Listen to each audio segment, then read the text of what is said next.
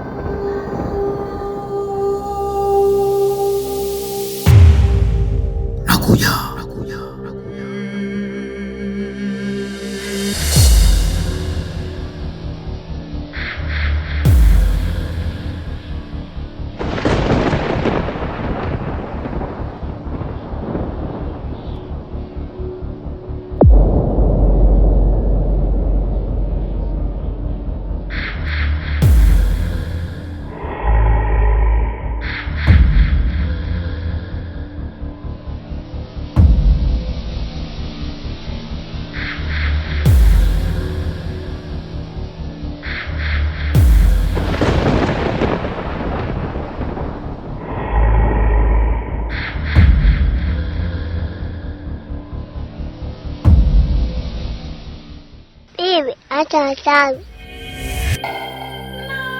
Nitakufa.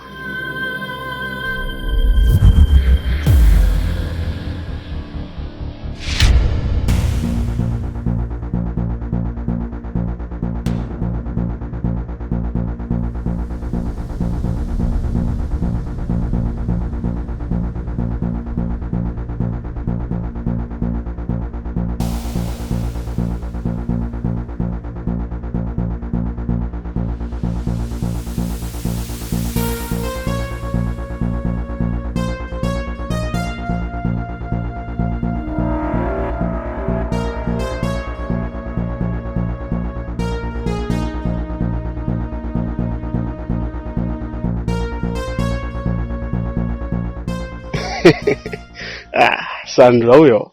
Yaani nilikuwa najiuliza ni wapi ambapo tunaweza tukaonana ili nikupe hongera zako. Ila namshukuru Mungu tumekutana hapa. Sio mbaya tukaongea kidogo. Yaani nimefurahi sana kupata hizi habari kutoka kwako.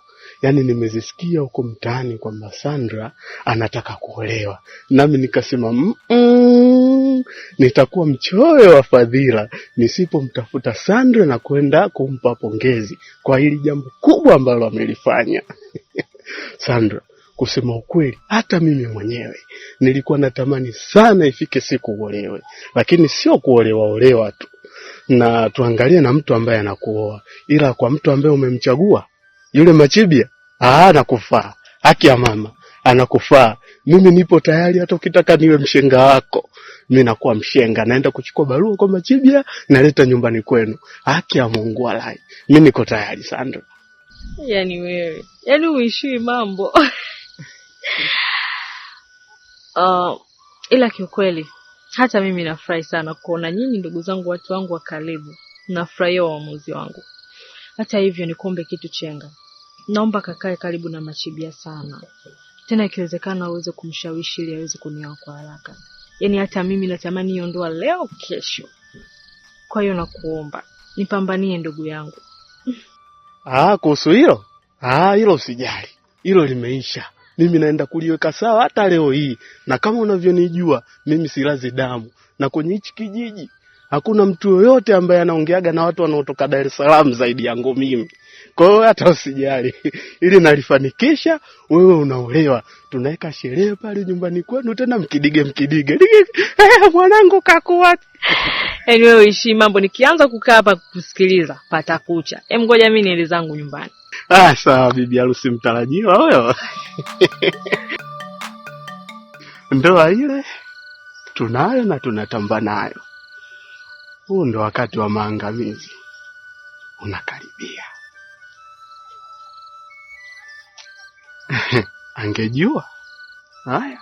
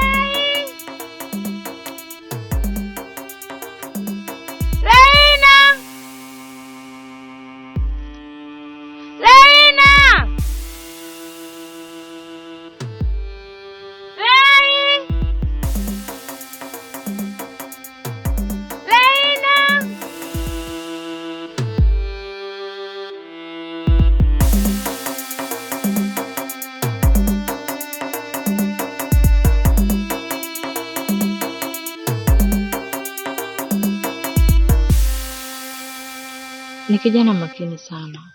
Ananifaa. Hata hivyo, mimi nahitaji stara yake. Shangazi amenipigia simu, tumeongea mambo mengi sana. Na amenielezea kinaga ubaga. Sandra, mimi nimeruhusu uolewe mdogo wangu. Nitakuja kijijini kwa ajili ya kupokea mahari tu. Maana naamini hata mama huko alipo atalifurahia hili. Unaenda kutuheshimisha familia yetu. Yaani hilo ni jambo jema sana mdogo wangu. Mimi naamini kila jambo lina wakati wake. Hata mimi ndo wakati wangu kakaangu. Kwa hiyo ondoa shaka kuhusu mimi. Sandra, yaani sijui nielezee vipi furaha ambayo imetawala katika moyo wangu. Umefanya jambo zuri sana mdogo wangu. Sawa kaka, baadaye.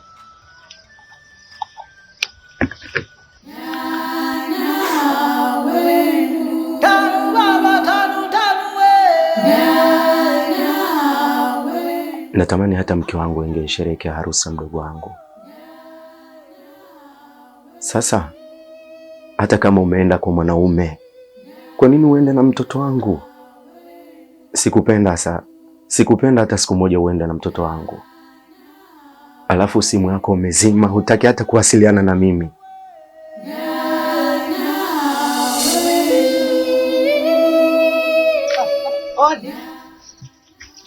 Karibu.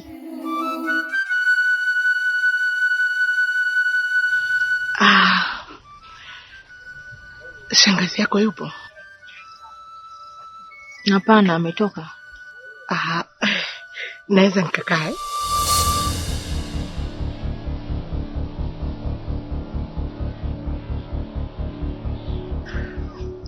Unajua Sandra, wewe ni binti mrembo sana. Na ukiacha tu kuwa mrembo, ni binti ambaye una heshima. Yaani hapa kijijini watu wote wanakusifia.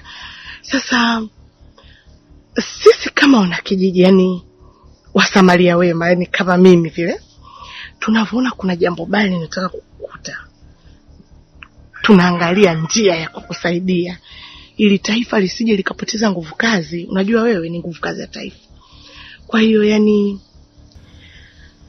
huyu shangazi yako huyo inabidi uwe naye makini sana, kwa sababu shangazi yako anaonekana na vitabia vya kishirikina.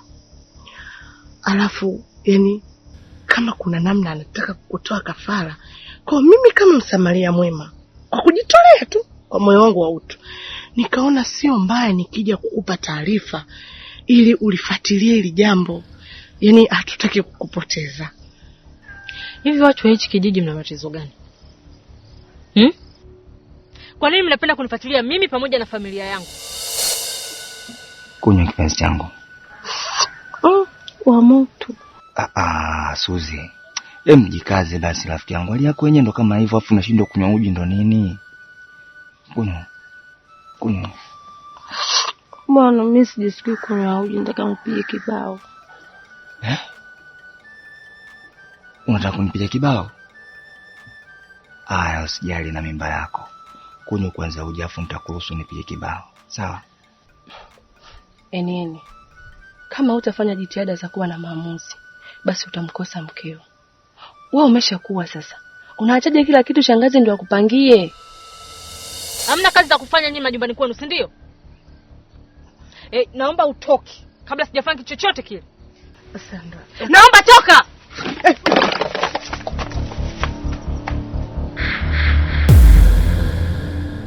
Binamu, uko sawa kwa hicho ambacho nachokizungumza. Lakini kusema ukweli kuna muda kwamba mimi mwenyewe najikuta sielewi kabisa yani kinachotokea. Yaani kuna muda najiona tu nakwenda kama ling'ombe lokosa mchungaji. Na wakati mwingine nashindwa kuwa na maamuzi. Sijui ni kitu gani kinachotokea mwenzako. Wakati mwingine sio akili yake mume wangu. Mama ana nguvu ya ziada inayompelekesha. Na sijui kwa nini anafanya hivyo. Mimi ananiuzi. Ngojeni niwaambie. Tuna haja ya kujifunga vibobe na tupambane na shangazi. Vinginevyo hatatuua kimya. Tena bila kelele, kama walivyokufa wafuasi wa Kibwetele. Shangazi ni kiboko. Atatugonga kila itwayo leo. Tamara, ulianza vizuri kabisa na sentensi zako. Na ukaongea maneno ya msingi kweli kweli yani. Unajua fika kwamba mamangu mimi ni mchawi. Sasa hiyo nguvu ya sisi kwenda kupambana naye tunaitoa wapi? Tunaitoa wapi hiyo nguvu? Na kitu kingine ambacho mimi ninachokizingatia kwa sasa hivi, umeona mtoto wangu namsubiria kwa hamu. Sitaki matatizo mengine mimi. Asiambie mtu jamani, Suzi, ugali mtamu kweli kweli. Kweli umelogwa mume wangu. Hebu zinduka jamani. Hivyo unaona la kila siku. Unamwogopa yule amekuwa Mungu.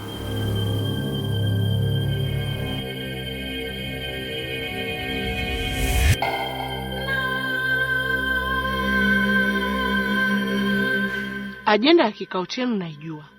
Sasa jaribuni muone. Ione kwanza misura yao.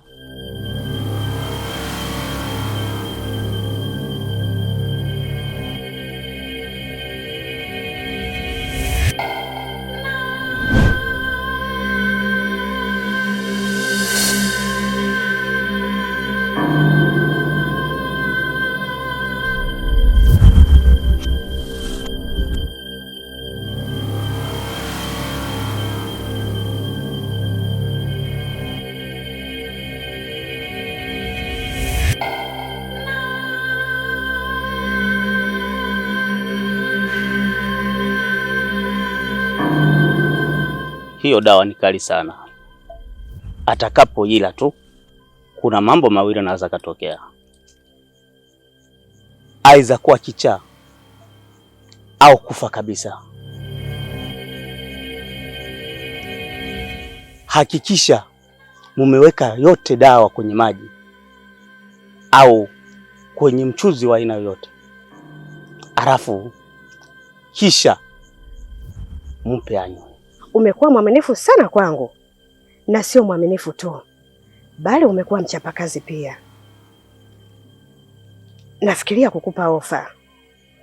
Huenda ukala pale anaposhindwa kupala tabibu mzee Tano, kwa sababu sasa hivi yuko bize kumla yule mgeni, na wala sisi hatujali kabisa kuhusu haki zetu. Hivyo basi, ongeza juhudi na bidii kwenye kazi yako, hakika utakula. Vava, mimi sina usemi kabisa, ila ofa atakayokupa Bi Mkubwa Ndekwa na mimi nitakupa hiyo hiyo, maana nina muda mrefu sana hii nyama nimevundika. Kwa hiyo siku nikikupa ule utafaidi sana. Kazi nzuri sana Vava, kila ufanyacho upate kibali kutoka kwangu. Na iwe kama msemavyo Malkia Sakina, mke mdogo wakati wa Tano.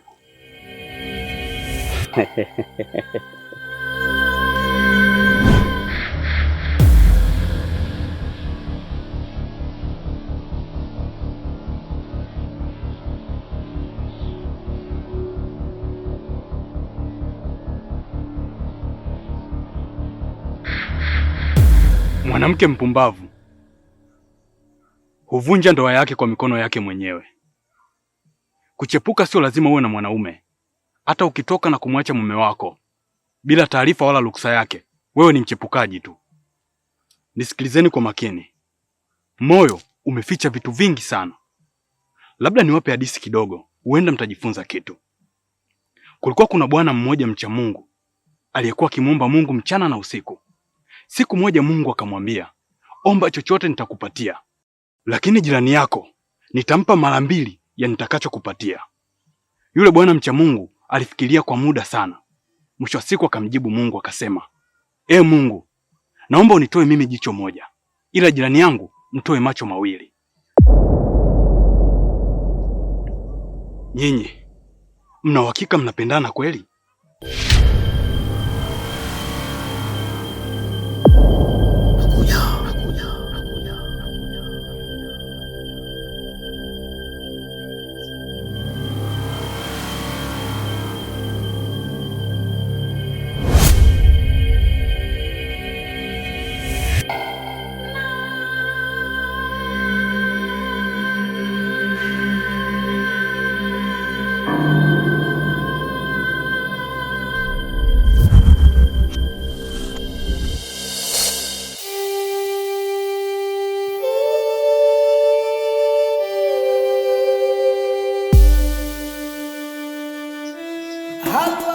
Sasa hivi shemeji.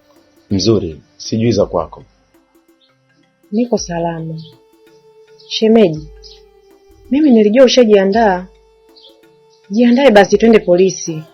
Acha kuwa mzito bwana. Janeti, nimejaribu kuongea na mamake, amekataa kata kuhusu kwenda polisi. Nikwambie kitu kimoja tu. Hili jambo liache kama lilivyo. Halikuhusu. Hauko sawa shemeji. Yaani rafiki yangu amepotea muda wote huo, na wewe umekaa kimya tu unamsikiliza mama yake. Sala ni mke wako wewe. Uko sawa kweli?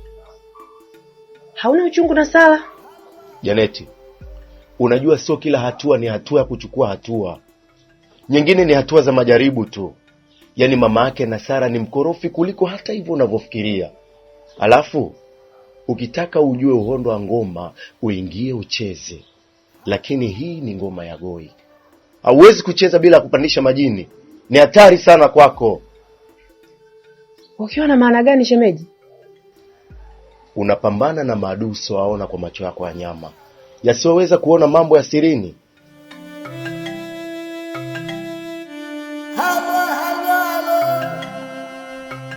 Mtukufu tabibu wangu, mimi kuna jambo linanihuzunisha sana na linanifikirisha sana, na laiti ningekuwa na maamuzi ya kujiamulia mambo, basi hili jambo mimi ningeliamua kikatili sana.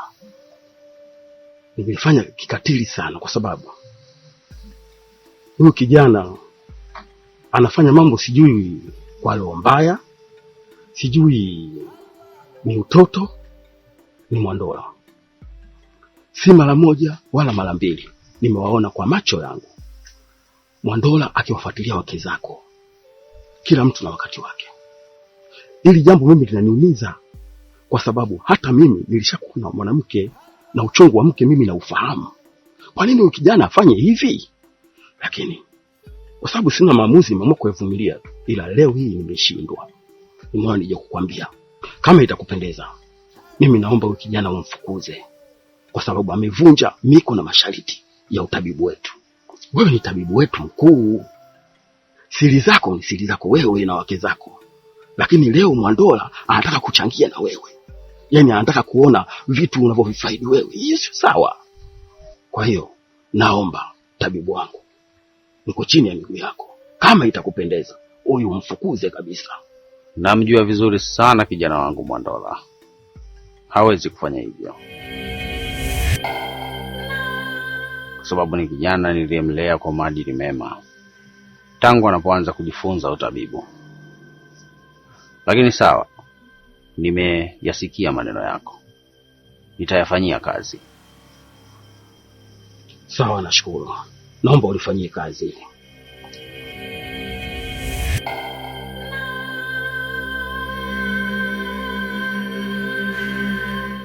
Nafiki na mchawi wote ni aina moja.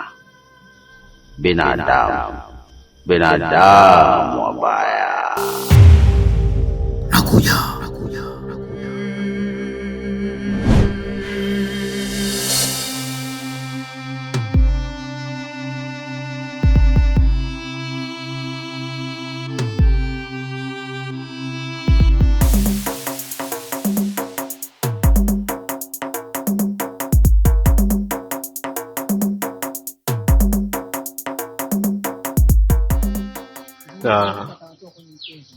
Nahitaji bata kama 4 5 hivi, na kiasi kizuri cha kutosha cha pesa. Sasa kama una kiasi cha pesa cha kwako na unahitaji bata, yani unataka mimi nikusaidie nini? Nikushauri au kitu gani ambacho kifaa kuniambia? Nahitaji bata wa kuwanunua mzee. Nina shida nao. Chenga, unajua wewe bwana mdogo, lipo unaolitafuta kwangu. Lakini mimi binafsi sihitaji matatizo na wewe. Kwani katika siku unazopita katika harakati zako hapa mtaani hapa kijijini, kuna siku umeona mimi nimeandika tangazo nauza bata? Mimi nimefuga bata kwa ajili ya kuuza. Ningekuwa nauza bata ungekuta wamekuwa wengi kiasi hiki. Unatafuta nini kwani kwangu mimi wewe?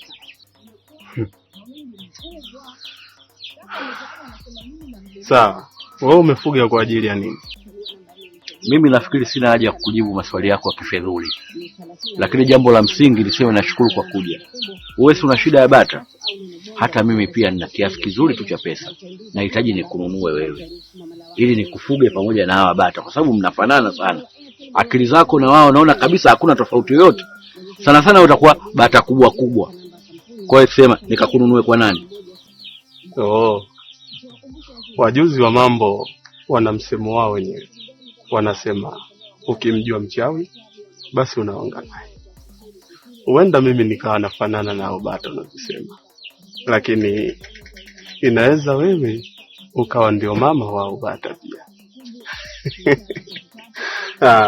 Labda mimi nikwambie kitu kimoja tu.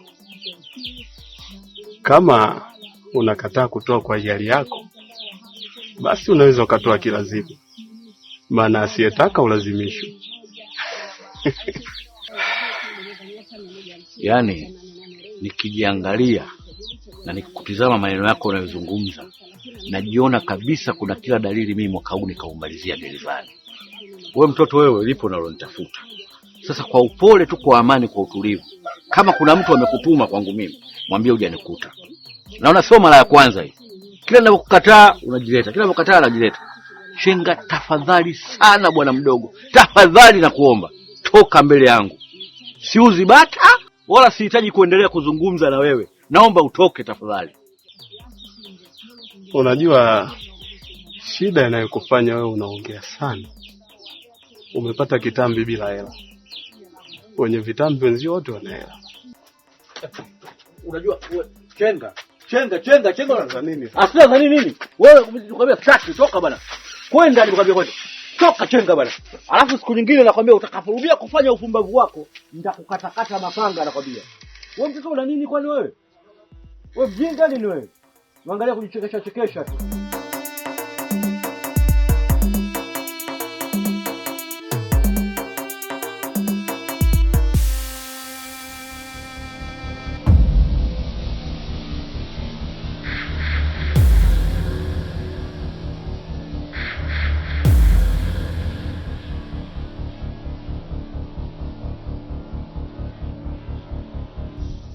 Na nyie majuza vipi hapa barabara? Yaani wewe tunavyozidi kukuchekea kila siku. Naona unatupanda kichwani. Ngoja leo tukuoneshe kazi. Kabisa. Tena tunataka leo tukufunze adabu ili uende kumwambia tabibu wako vizuri sana. Ili uweze kutuheshimu kuanzia leo. Na nataka Tafsiri unaniumiza.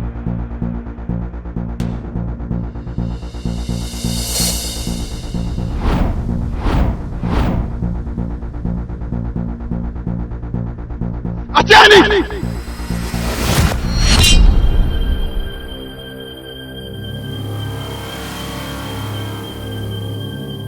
Mkiona mtu anawadharau, basi jua dharau mmezitengeneza nyinyi wenyewe.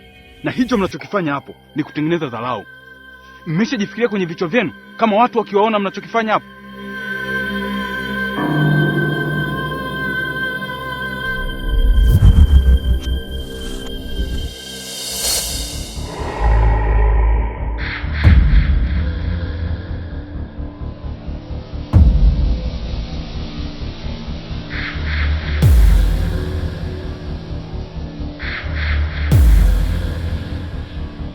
Enyi mizimu ya poroto, naomba mkawafarakanishe Suzi, Tamara na Enieni.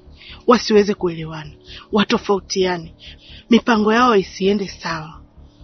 Enyi mizimu ya uporoto, naomba mkawafarakanishe Suzi, Tamara na Enieni. Mipango yao isiende sawa. Washindwane, wasielewane hata kidogo. Mimi ninachokiona hapa, hii tabia huyu mama mkwe jamani, mimi nimenichosha. Akiamua mara kamruga huyu, mara ajifanye kumtibia huyu. Jamani, mimi nimechoka na nimenyosha mikono juu. Kwa kinachotakiwa ni nini? Ni kumthibiti ili ile tabia yake aache. Hapo sasa Suzi umeongea. Lakini tunawezaje kumdhibiti huyu mama? Tamara, yaani mimi akili yangu nilijua kwamba wewe unakuja hapa na wazo kama hilo. Tayari ushapanga mipango mikakati. Kwamba labda kuna sehemu unaijua au kuna mtu unamfahamu. Wewe kuja kutuuliza sisi maswali kama hayo. Yaani sisi hapa unavyotuona akili zetu haziko sawa kabisa. Kama unavyoona mimi hapa binamu yako. Yaani sieleweki. Yaani afadhali hata mtu alokula kidabo kiki au kichingili kuliko mimi. Muda mwingine akili zipo, muda mwingine akili hazipo. Embo naomba nisaidie tutafute huyo mtu basi. Sasa sikilizeni nikwambieni. Mimi hapa ninachokiona, tumtafute yule mzee ambaye aliniambia shangazi yangu sio mtu mzuri kabisa. Yaani nikiwa na maanisha mzee Tano.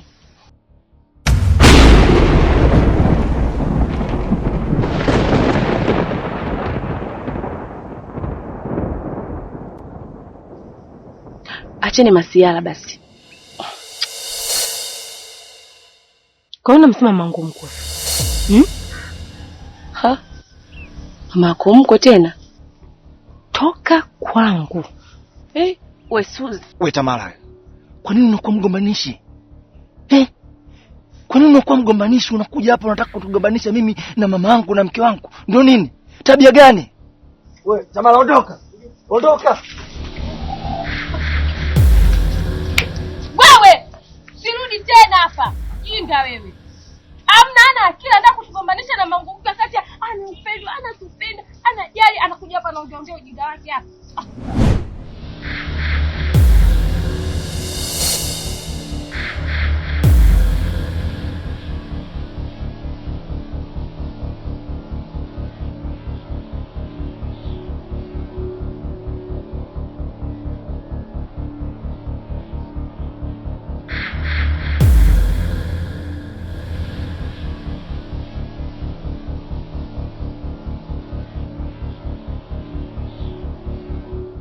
shangazi yake na Sandra. Ndachoka sasa kukuonya. Mtomo ndani Mama Nilo.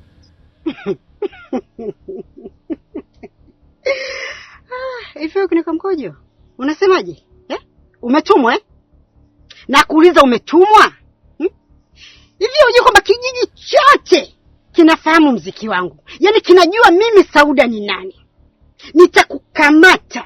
Nitakunyonga mbali mpumbavu wewe. Unataka kufa? Mimi ni mkubwa mdogo. Najua kucheza na vinyago kama wewe. Sikilize nikwambie dogo. Aliyekutuma kama ni bibi yako anakuponza. Nikwambie tu kabisa. Utakufa kibudu. Kwa sababu mimi mwenzako kuua, yani sio shida zangu. Yani naua kama na kunywa uji wa mgonjwa. Kwa hiyo ukicheza kwenye anga zangu, unajitafutia kifo. Mtizame kwanza na vimacho vyako. Nakupa siku 2 tu. Utafanyaje? Namweka hadharani Mama Nilo. Hivyo mtoto, kwa nini unajipa nguvu kiasi hicho? Hivi unadhani hivyo vimacho ulivyovipewa na bibi yako vya kuona, ukadhani kila mtu kwenye hii dunia au kwenye ulimwengu anaweza kuona kama wewe? Sikiza nikwambie. Hiki ni chama cha wachawi. Kwa sababu na wewe upo mbioni kuingia kwenye uchawi. Upo mbioni kufuzo mafunzo unayofundishwa na bibi yako. Sasa huku utakuja. Utajua ni kiasi gani tunatesekea kiti. Utajua ni kiasi gani tunavyotumwa kutoa kafara, tunavyoumia. Afu mpumbavu kama wewe unapita kwenye njia zangu. Unataka uniharibie mambo. Hivi unajitazama vizuri kweli wewe? Unadhani kwamba wewe Mama Nilo ukimtoa kila mtu atamuona? Unajidanganya.